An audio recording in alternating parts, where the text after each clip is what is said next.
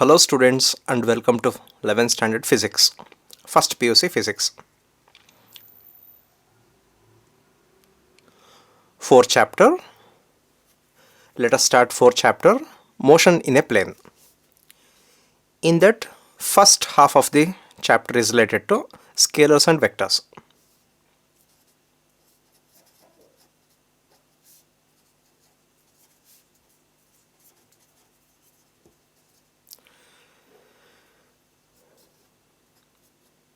First term, scalar quantities.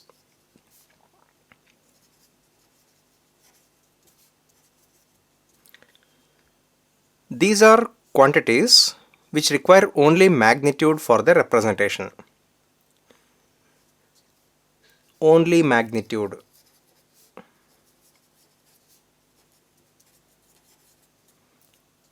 Example for scalar quantities, time. Time is 4 seconds. Time interval is 4 seconds. Enough. You don't have to mention the direction. Our time is 10:30 AM. You don't have to mention the direction. Similarly, mass. Mass of an object is 5 kg. 5 kg means that is sufficient. You don't have to mention the direction. If direction is not required, then such quantities are called scalar quantities. So in mathematics, you will understand in a broader sense, but right now in physics, this is sufficient. Vectors. These are quantities which require both magnitude and direction. Both magnitude and direction for its representation. And along with this, they should follow the laws of vector addition. Follow the laws of vector algebra, vector addition. Understand? Vector addition, vector algebra. So these terms are important. So vectors are quantities which require both magnitude and direction and which follows the laws of vector addition. Example for vectors, velocity. Velocity of a body is 5 meter per second along east. So along this magnitude, direction is also required. Then this is a vector quantity. Force. Force is 6 Newton in the upward direction. So direction is also required. Momentum. Momentum of a body is 2 kg meter per second. What is momentum? Mass into velocity. See here, mass, velocity. Mass into velocity is momentum. So along with the numerical value, it requires direction. Momentum is 2 kg meter per second in the downward direction, in the upward direction. Some direction is required. So other statements for vectors. One of the statements is they require both magnitude and direction, which follows the laws of vector addition. One more statement. Vector is an element of vector space. Vector is an element of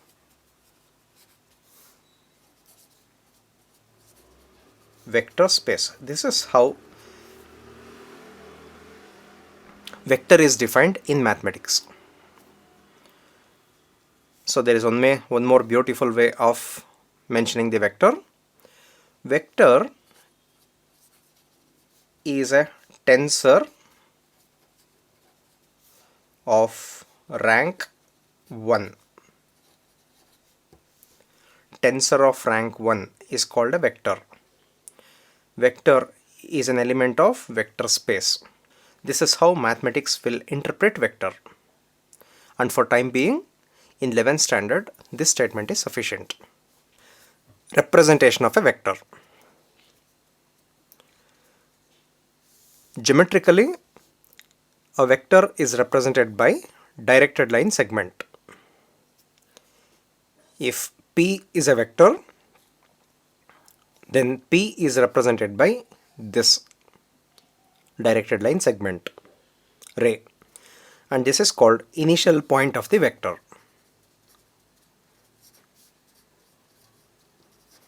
And this terminal point.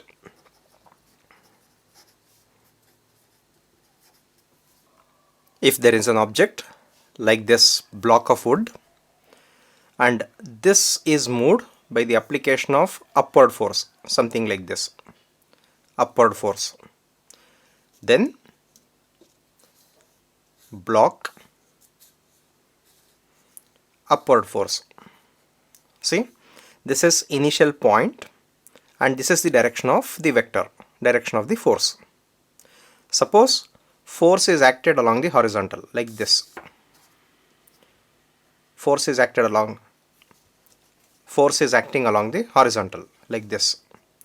Then this is the direction of vector. So direction of the vector quantity depends on the situation. So this is how a vector quantity is represented.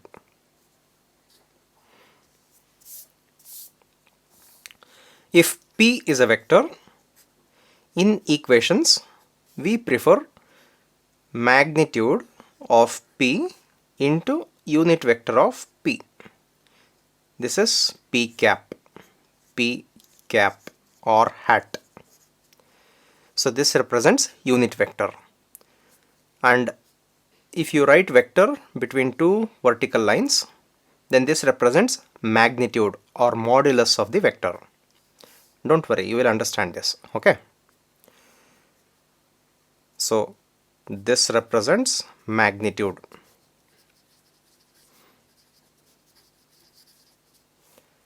Or modulus of the vector. And this is unit vector.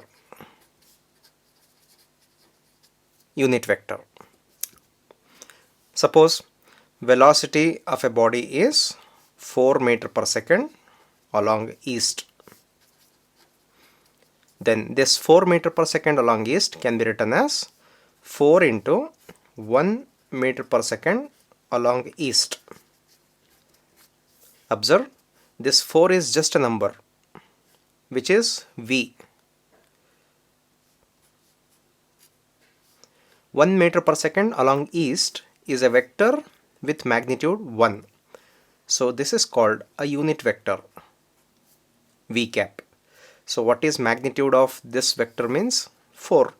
What is the unit vector of this vector means 1 meter per second along east.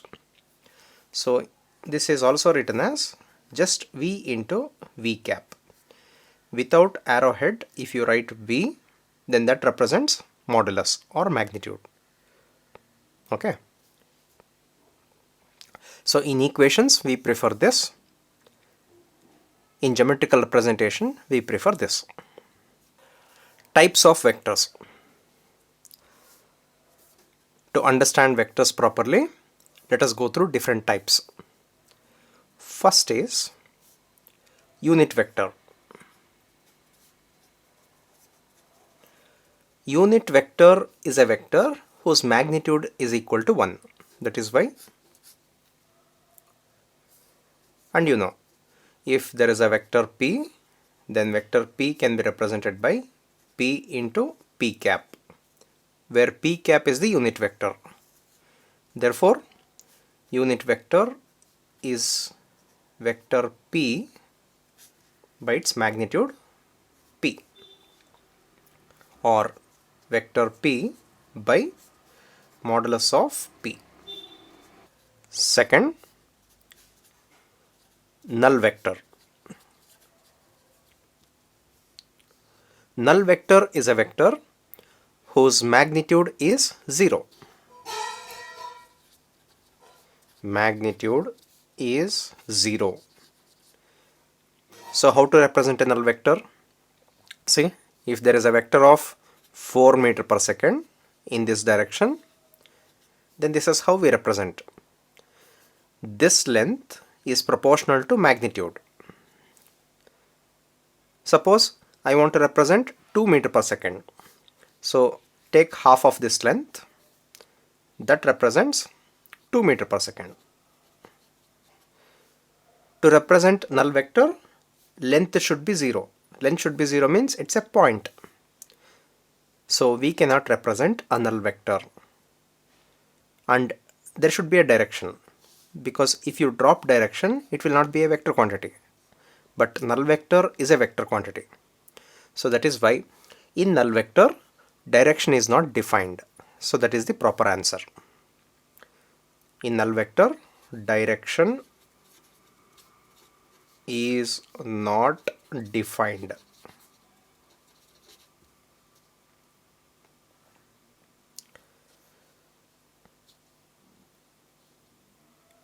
Third, equal vectors.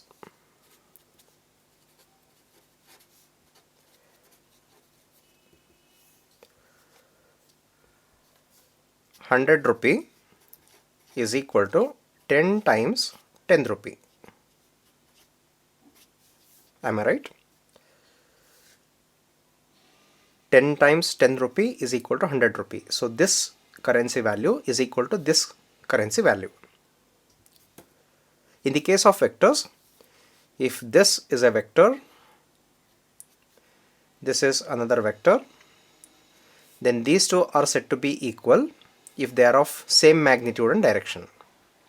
If magnitudes are not equal, you can say that they are not equal. Observe this. These two are of same length and in the same direction. Therefore, these two are equal vectors. If A and B are two vectors whose magnitudes are equal and direction is also same, then these two are called equal vectors. With respect to numbers, 4 meter per second along east is equal to 2 times 2 meter per second along east. So these two vectors are equal. So just by looking at numbers, you should not decide that they are equal. Number should be same, along with that directions should be same. Coplanar vectors. Coplanar vectors should be confined to a plane. If this is a carom board pouch and these are the pawns, after hitting these pawns with a striker, if pawns start moving in different directions, then they are traveling with different accelerations, but all these accelerations are confined to the board. Then the accelerations of the pawns is a system of coplanar vectors. So they must be confined to a plane. We get so many systems where vectors are confined to a plane. Suppose if this is a heavy object and this is lifted by two strings, something like a medal, something like a necklace. So these two strings will carry two tensions, will have two tensions, T1, T2, and weight of this pendant or the medal is vertically down. So this is weight. If you observe, these two tensions and the weight are drawn on this plane. They are drawn on this plane means these three vectors are confined to this plane. So this forms a system of coplanar vectors.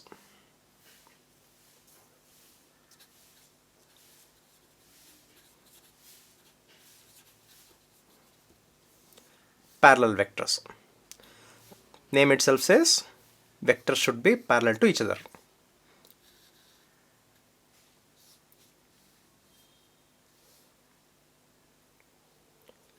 These two are parallel vectors. But these two are not equal vectors because magnitudes are different. If directions are same, they are also called like parallel vectors. If directions are opposite, then they are called unlike parallel vectors.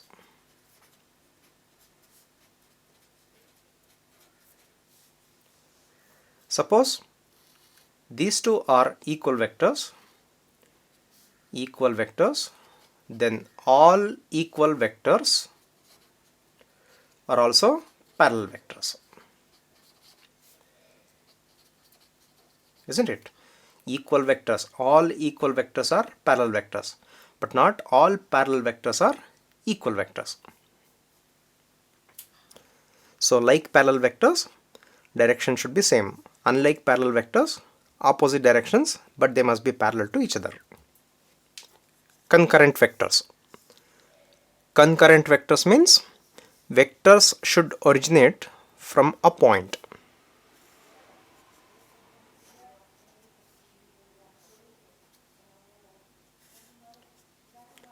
Then there is one more option. If this is a point, imaginary point, this is a vector. This is one more vector. This is third vector. If you observe all these dotted lines are called lines of action. Lines of action or line of action is an imaginary line passing through the vector. Okay. So these lines of action pass through a point.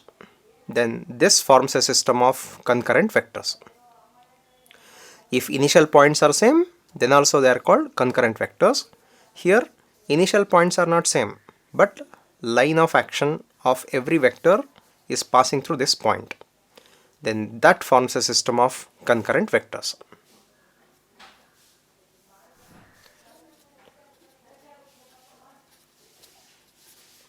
Co-initial vectors, name itself says initial point should be same.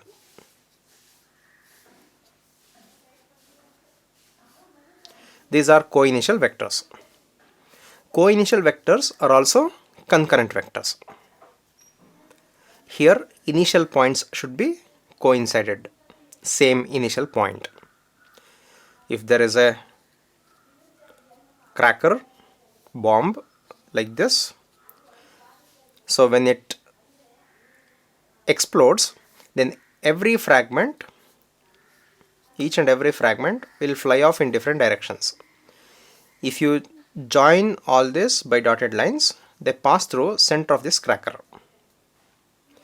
Then this forms a system of concurrent as well as co-initial because their initial points are same. Collinear.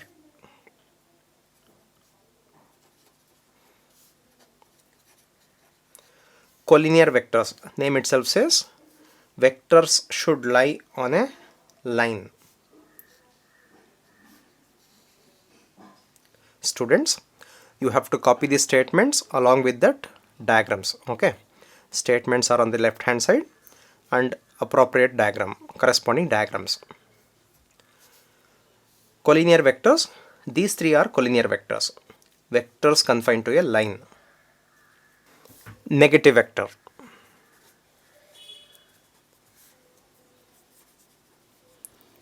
Negative vector.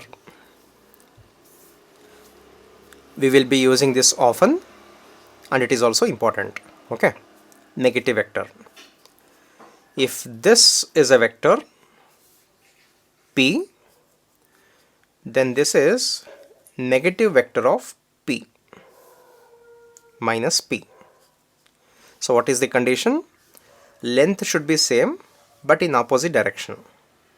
If this is a vector, then this is called negative vector of this vector. You can say this is negative vector of this. So first one is negative vector of the second, or second one is negative vector of the first. In numbers also it is true, isn't it? If there is minus 5, What is minus of minus 5? Minus of minus 5 is 5. So we can say 5 is negative of minus 5. If there is 5, what is the negative of 5? Minus 5. See, there is a number, negative of this number means minus 5. Just put negative sign. If there is already a negative number, the negative of this negative number is positive. So this is the negative of this, or 5 is the negative of minus 5. Similarly, if there is a vector, then choose another vector whose direction is opposite and it is of same magnitude. Then first one is the negative vector of the second, or second is negative vector of the first. Now, algebra of vectors. We know how to add, subtract, multiply and divide numbers. 5 plus 4, 9. ಮಾತಾಡಬಾರ್ದಲ್ಲಮ್ಮ. 5 minus 4 equal to 1. So we have learnt arithmetic addition, arithmetic subtraction, multiplication, division, etc. Now we should learn how to add vectors, how to subtract vectors. Now let us first concentrate on addition of vectors. In that, first one is triangle law of vector addition. If this represents a vector P, then second vector Q, then sum of these two vectors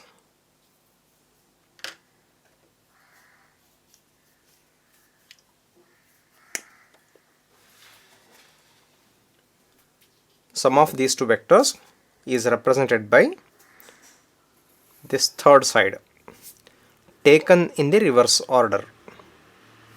So this is R. We can write vector R equal to vector P plus vector Q. So this is triangle law of vector addition. Now what is the statement for triangle law of vector addition? If two vectors are represented by two sides of a triangle, both in magnitude and direction, then closing side of the triangle taken in the reverse order represents the vector sum. Now, in simple words, if two vectors are represented by sides of a triangle, third side represents the vector addition. With little refinement, if two vectors are represented by sides of a triangle, both in magnitude and direction and taken in order, observe P, after P the Q starts. This is the meaning, one after the other, in order. Then this third vector is also in order if this is the direction. But observe the direction here. It is not in order. It is in the opposite sense. Opposite order. Then this third side represents the vector sum both in magnitude and direction. If here is a football, if the player kicks the football in this direction, and this is the first displacement, S1, displacement 1. From this position, if the second footballer kicks the ball in this direction, and this is the next position, S2 is the displacement of the ball from this position to this position. Then what is the net displacement means? The ball has moved from this initial position to that initial position. Look at the directions of these two. Ball is moving from this to this, then from this to this. These two directions are in order. These two vectors are in order. But the net displacement direction of net displacement is in the opposite order. That is the meaning of this is the sum of these two. Now go through this statement. Statement, diagram and equation. These three are required.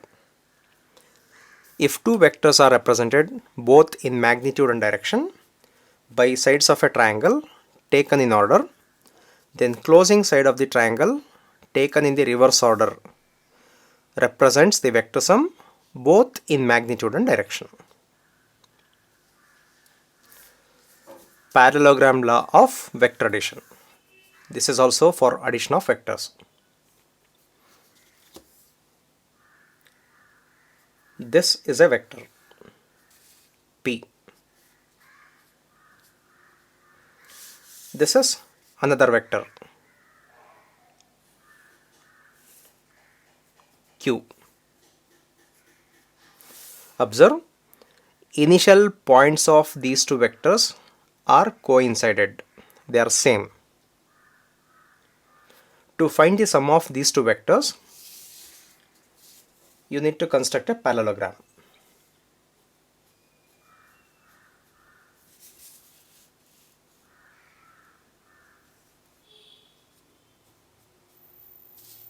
Then take the diagonal passing through the common initial point. So this is R. See, two vectors are represented by adjacent sides of a parallelogram. Then the diagonal passing through the common initial point represents the vector sum. There are two diagonals for a parallelogram. Am I right? This is a parallelogram, first and second. You have to consider that diagonal which is passing through common initial point. Then this represents the vector sum of these two. So vector R equal to vector P plus vector Q. There are many examples for this, isn't it? Bow and arrow. If this is the string and this is the bow and this is the arrow, if the arrow is pulled back and this is the position, okay, and this is the position of the string. If it is left, then the arrow moves in this direction. If you observe, this represents tension in the string T1. This represents tension T2. Complete the parallelogram. See, this arrow moves along the direction of the diagonal which is passing through common initial point. So this is tension T1. This is tension T2. Complete the parallelogram. This is the direction of the arrow. You can clearly see the parallelogram law. If this is your bag, college bag, backpack, and if you lift this bag holding these two straps in these two directions, then the bag will move in this direction. Observe, this is the direction of lift. Complete the parallelogram. This is the direction of motion of the bag, isn't it? This is bag, B-A-G. So we can find such examples in nature. Many such examples in nature. That is parallelogram law of vector addition. Now what is the statement for this? If two vectors are represented by adjacent sides of a parallelogram, both in magnitude and direction, then diagonal of the parallelogram passing through the common initial point represents the vector sum both in magnitude and direction. Students, you need this statement, diagram and this expression, only this expression. Question will appear like this. State and explain parallelogram law of vector addition, that is for 2 marks. So you need to write question statement, diagram and in the equation. Now derivation of the expression for resultant of 2 vectors.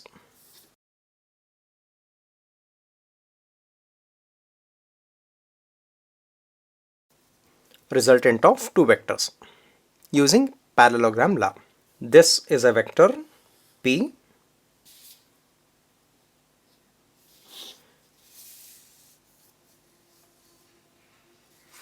This is second vector.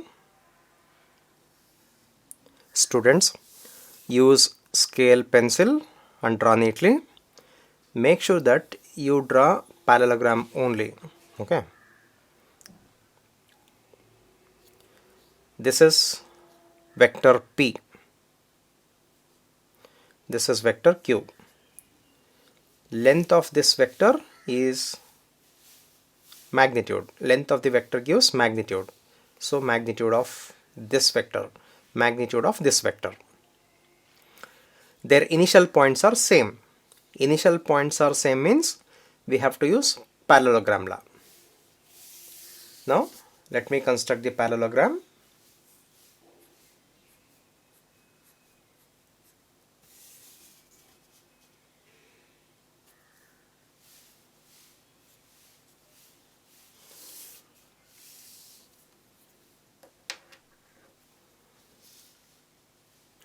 This is the diagonal passing through common initial point. Then this diagonal is the resultant. R O A is vector P, O B is vector Q, O C is vector R. This is the resultant of these two. By construction, let me produce OA and let me drop a perpendicular from C to OA produced. Let this be D. This angle is 90 degree. It is perpendicular projection. Theta is the angle between the vectors. Theta. If this is theta, then this angle is also theta. Students, identify types of angles. Type of these two angles. These two are corresponding angles, isn't it? Because these two are parallel sides. So these two angles are corresponding angles. Let me repeat. OA is the given vector. OB is the given vector. Their initial points are coincided. You are asked to find resultant of these two. To find the resultant of these two, complete the parallelogram and draw the diagonal. So diagonal passing through the common initial point. Diagonal passing through the common initial point represents the vector sum both in magnitude and direction. Next, produce OA. Drop a perpendicular from C. So this angle is 90 degree. Let this point be D.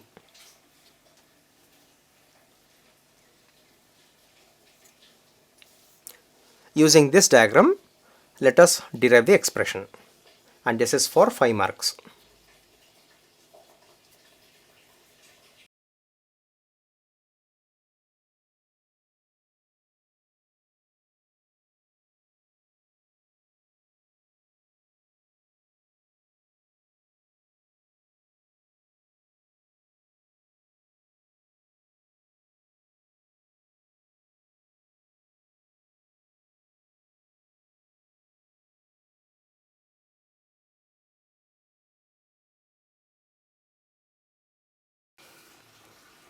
Consider two vectors P and Q represented by OA and OB, both in magnitude and direction. Let OA and OB be adjacent sides of a parallelogram.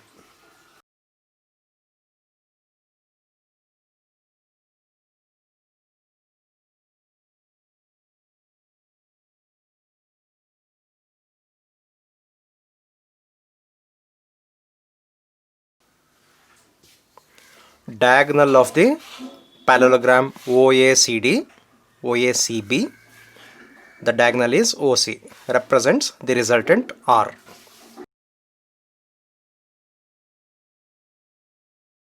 Draw CD perpendicular to OA produced.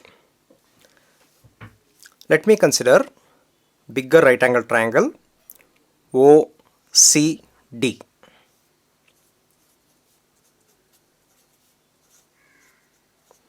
In triangle OCD, let me apply Pythagoras theorem. OC square equal to OD square plus CD square.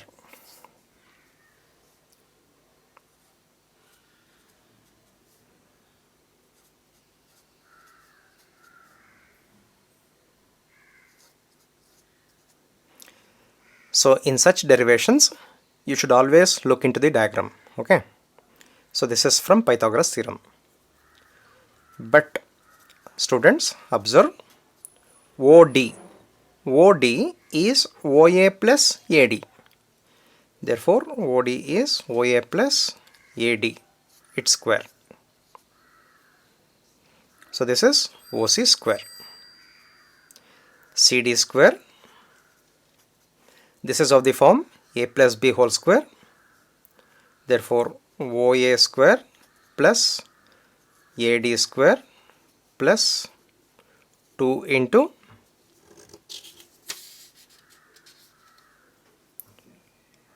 OA into AD. OC square.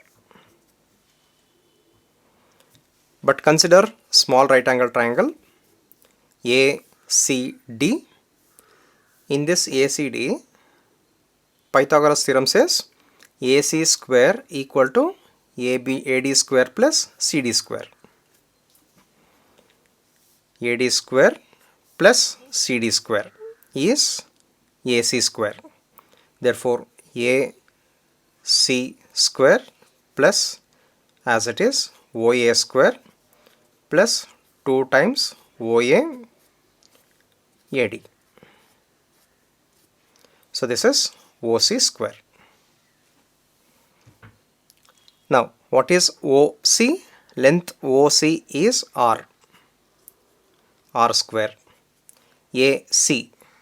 AC is nothing but OB. This is Q square. OA. OA is P. P square. 2. OA is P. AD is AD we want. Let me retain that AD.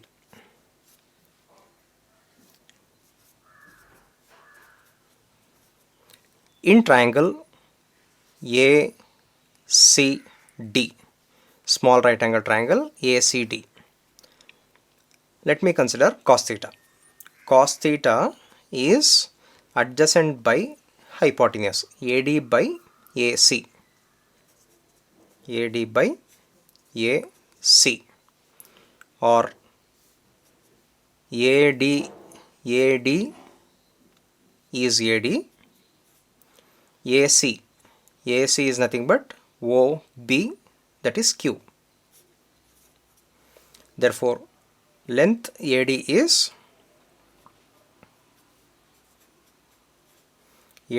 Q cos theta.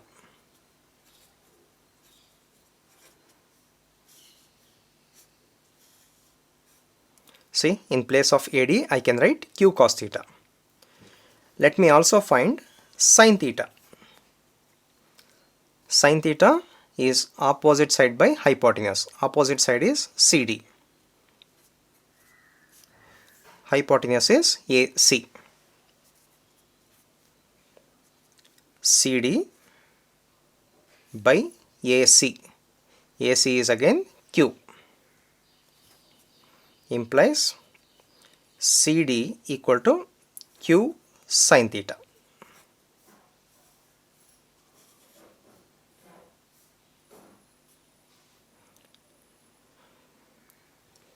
This implies that, let me use this in this equation, R square equal to q square plus p square, or p square plus q square plus 2p into AD. AD is nothing but q cos theta. Q cos theta, or R equal to root of p square plus q square plus 2pq cos theta. So this equation represents the resultant of two vectors. Actually, magnitude of the resultant of two vectors. What is the length OC means, or what is the magnitude of the resultant R means? Root of p square plus q square plus 2pq cos theta. Cos theta says angle between these two vectors also matters to represent, to find the resultant. So this represents the magnitude. To find the direction of R,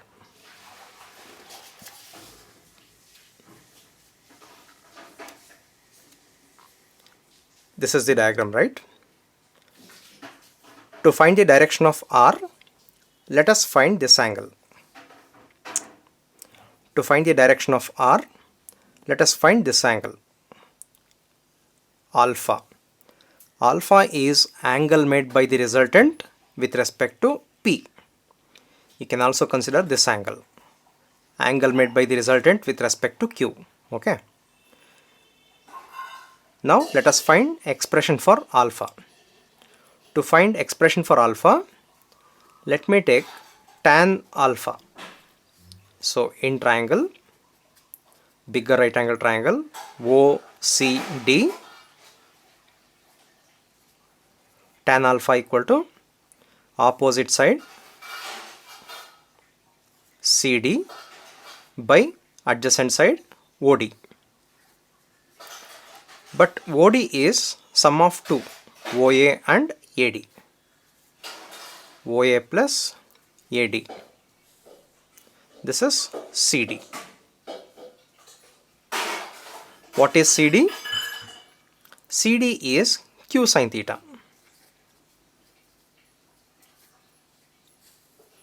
OA is P. AD is Q cos theta.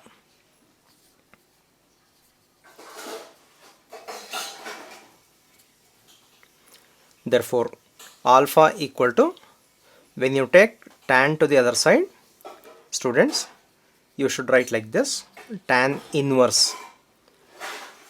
You should say tan inverse and write tan power minus 1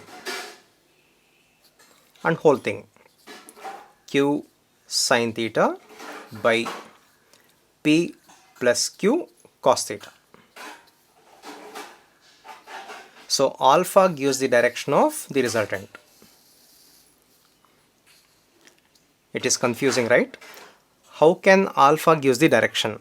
Direction should be east, west, northeast, north, south. That's how it should be. But how alpha is giving direction of the resultant, isn't it? Now let me explain. In the problem, P and Q are given.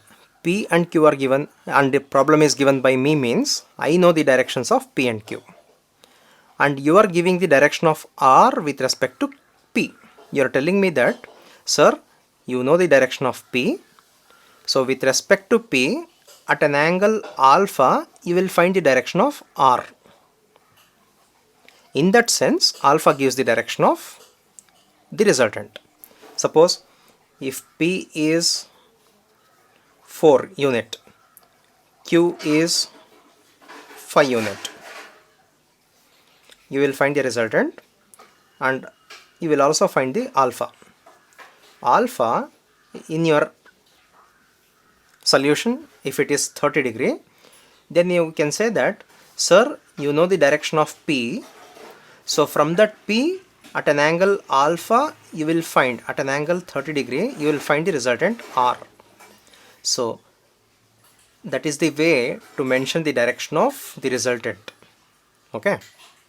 It need not tell, the equation need not tell north, east, south, west, etc.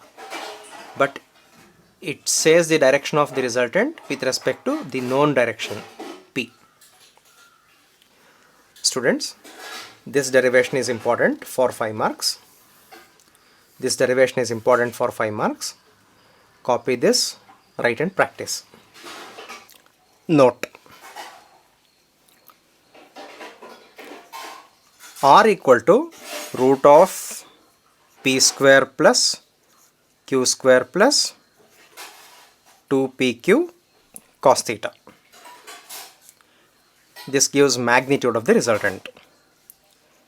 First case, special case, if theta is 0, then cos 0 is 1, implies R equal to root of, observe, P square plus Q square plus 2PQ into cos theta. Cos theta is 1. P square plus Q square plus 2PQ means it is P plus Q whole square, isn't it? Which is equal to P plus Q. See, resultant is just sum of their magnitudes. R equal to P plus Q if theta is 0. If this is first vector P, 3 unit, this is second vector Q, 5 unit. What is the magnitude of R means? Sum of these two. 5 plus 3 is 8. This is the meaning of R equal to P plus Q. Second, if theta 90 degree, cos 90 is 0, implies that R equal to root of P square plus Q square plus 2PQ cos 90. Cos 90 is 0, 0. So it is just root of P square plus Q square. Now observe the diagram. This is P. This is Q. Angle between P and Q is 90 degree. To find the resultant, complete the parallelogram, draw the diagonal. Students, what is the length of the diagonal R in this right angle triangle?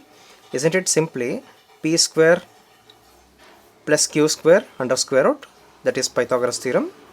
That is this result. So R equal to root of P square plus Q square is only for theta 90 degree. Third case, if theta 180 degree, cos 180 degree, students, cos 180 is minus 1. Okay. For time being, take this value. Cos 180 degree is minus 1. You will learn in mathematics. You will learn this in mathematics, in trigonometry. So R equal to root of P square plus Q square plus 2PQ cos 180. Cos 180 is minus 1. So it is P square plus Q square, minus 1 comes here, minus 2PQ. What is P square plus Q square minus 2PQ? Isn't it P minus Q whole square under root? And P minus Q whole square under root is P minus Q. Resultant of two vectors, if angle between them is 180 degree, is P minus Q. Difference of their resultant, difference of their magnitudes. This is P, 10 unit. This is Q, 4 unit. These two are in opposite directions and angle between them is 180 degree. Then resultant R is 10 minus 4 equal to 6. That is the meaning P minus Q. there is no arrow mark. There is no arrow mark means these two represent just magnitudes. This also represents magnitude of the resultant. So resultant is minimum if angle is 180 degree. R is minimum if theta is 180 degree. R is maximum if theta is 0 degree, isn't it? For 180 degree, we get P minus Q. For 0 degree, we get resultant P plus Q. Sum of two numbers is always greater. That is the meaning of R is maximum if theta is 0 degree. What if magnitude of P equal to Q and theta is 180 degree? Theta 180 degree means difference. So R equal to P minus Q, but P equal to Q. So P minus P equal to 0. If two vectors, if this is a block, okay, wooden block, force in this direction is 4 Newton, force in the opposite direction is also 4 Newton. What is the resultant of these two forces means 0. So resultant is 0 if two equal and opposite forces act on a body.